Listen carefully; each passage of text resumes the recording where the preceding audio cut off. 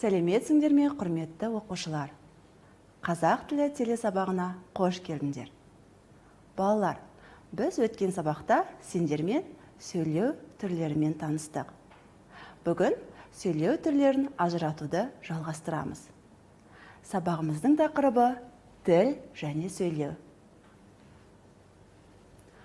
Бүгінгі сабақта сендер жаңа сөздердің мағынасын сөздік арқылы анықтауды, сөзді жүйелі түрде жоспарлап, сөйлеу мәдениетін сақтап, диалогке қатысуды үйренесіңдер.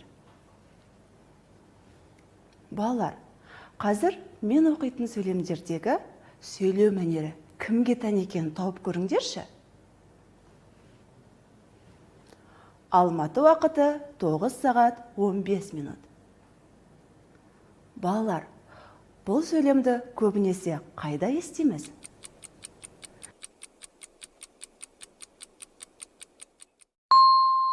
Дұрыс айтасыңдар.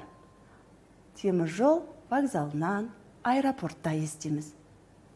Ал келесі сөйлемді ше? Аузыңды аш, де. Балалар, бұл сөйлемді тіс дәрігеріне барғанда естиміз. Бұл сөйлеу мәнері тіс дәрігеріне тән екен. Абайлаңыз, есік жабылады. Келесі аялдама Абылайхан даңғылы.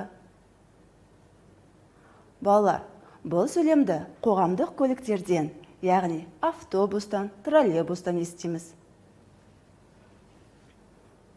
Ойыншықтарыңды тағы да шашып тастағансың ба?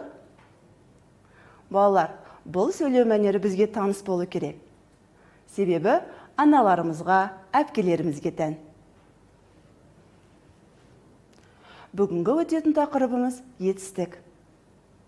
Балалар, бұл сөйлеу мәнері кімге тән екен, сендерге табу тіпті оңай болу керек. Себебі бұл біздерге, мұғалімдерге тән. Балалар, қазір мәтінді оқимын. Мұқият тыңдаңдар. Самат ауылдағы атасы мен әжесін қатты сағынды. Сол сағынышын тілі жеткенше айтып, хат жазбақ болды. Кешкі тамағын ішіп болған соң, біраз уақыт теледидар көрді де өз бөлмесіне кірді. Торкөз дәптерден 2 парақ жыртып алды. Ақ қағаздың басына сәлем хат деп жазып қойды да, әрі қарай өз ойын, жай кейін әңгімеледі. Халдеріңіз қалай? Ата, әже, ауырмай сырқамай жүрсіздер ме? Көкем жұмысын істеп жатыр ма? Біз де аман саумыз. Балалар, мәтіндегі сәлем хат, хал сөздерінің қалай жазылуын естеріңе сақтаңдар. Балалар, жоғарыда орындаған 2 тапсырмамызда сөйлеудің қай түрі орындалғанын тауып көрейікші. Бірінші тапсырмада сөйлеудің қай түрін орындадық? Дұрыс айтасыңдар, ауызша түрін орындадық. Мәтінді оқығанда сөйлеудің қай түрін орындадық? Мұнда да сөйлеудің ауызша түрін орындадық. Саматтың хаты сөйлеудің қай түріне жатады? Дұрыс айтасыңдар, балалар, жазбаша түріне жатады екен. Жарайсыңдар.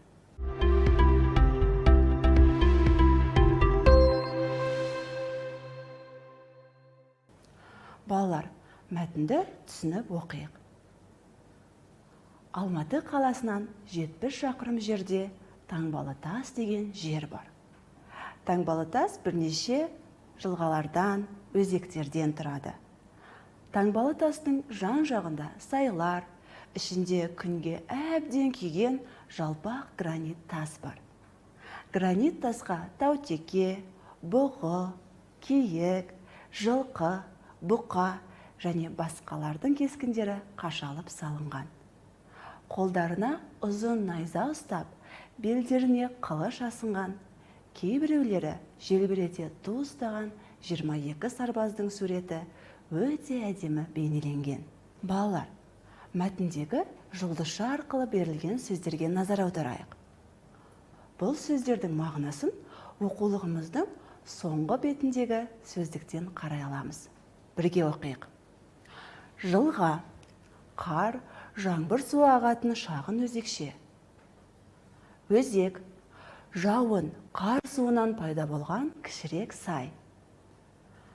Гранит тас жер қыртысында өте көп тараған магмалық тау жынысы. Кескін, бет пішін, әлпет, келбет.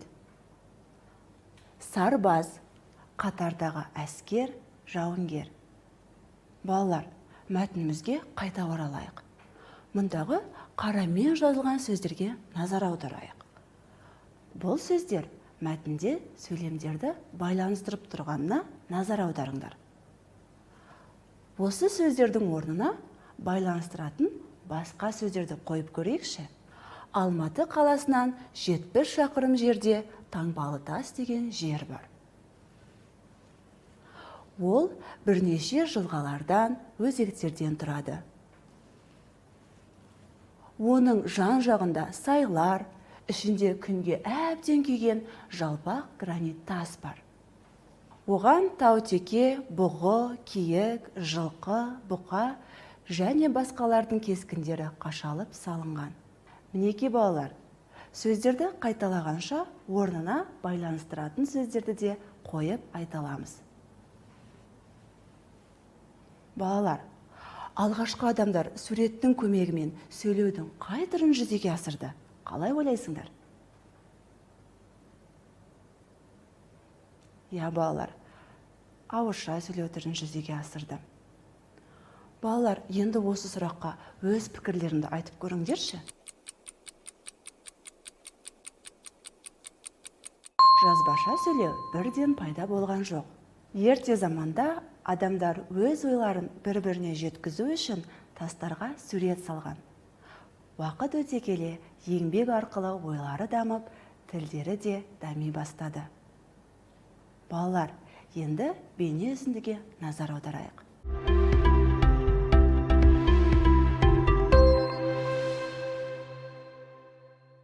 Сөйлеу тек адамға ғана тән қасиет, ал жануарлар мен құстар тек дыбыстар арқылы ғана бір-біріне хабар береді.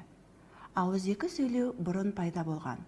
Ол кезде жазу, сызу жоқ болатын. Адамдар ауызекі тілде ғана сөйледі. Ол заманда адамдар ертегі айтты, өлең айтты, батырлардың ерлігін де ауызша айтып келді. Кейін суреттер сала бастады. Алғашқы суретті тасқа қашады. Адамдар сурет арқылы алғаш рет жазбаша сөйлеуді ойлап тапты. Содан кейін сол суретті таңбалауға кірісті. Кейін таңбадан әріп пайда болды. Алғаш рет теріге жазу жазды. Енді адамдар өз ойын жазбаша жеткізетін жағдайға жетті. Бұдан кітаптар, газеттер, журналдар жарыққа шықты. Баспаханалар салынды. Сөйтіп, жазбаша сөйлеу пайда болды.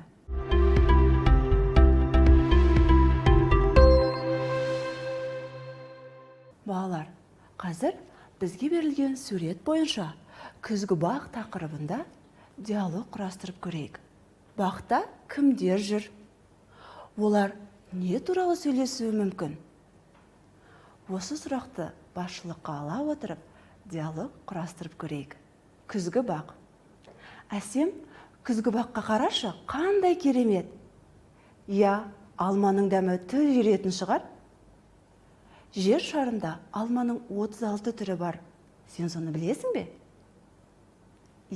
Білемін.